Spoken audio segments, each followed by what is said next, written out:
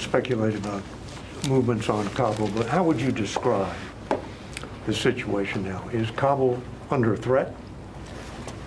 Is Kabul isolated? What is it? Right now, without getting into a battlefield assessment every day, I don't want to do that.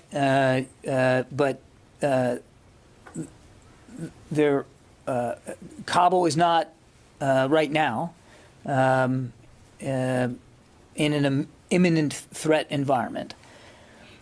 But clearly, David, if you just look at what the Taliban's been doing, you can see that they are trying to isolate Kabul.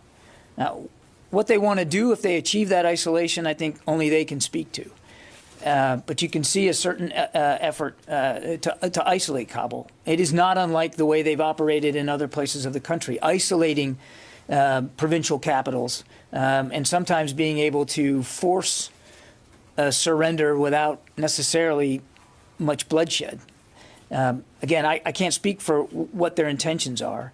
What I can tell you is that we're taking the situation seriously, and that's one of the reasons why we move these forces, or we're moving these forces into Kabul to assist with this particular mission, because we know that time is a precious commodity here. Is it isolated now?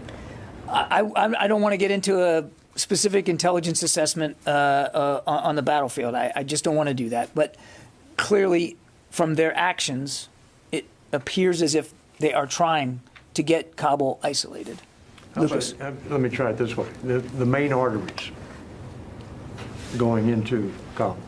Again, I'm not going to get into a conditions on the ground assessment every day about avenues and lines of communication, except to say it certainly appears that the Taliban is trying to isolate the city, and they have, throughout this last few weeks, you've seen it for yourself, taken over border crossings, taken over highways and major intersections to control lines of what we call communication, and lines of revenue, and those kinds of things. I mean, but I can't speak, and I won't speak specifically to what the situation is in Kabul right now. John, many times